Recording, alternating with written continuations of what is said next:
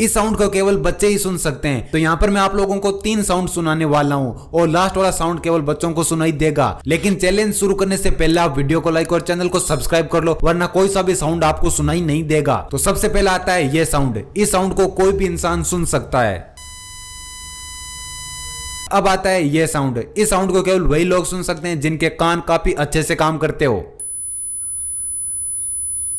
और अब आता है ये साउंड। इस साउंड को केवल और केवल बच्चे ही सुन सकते हैं।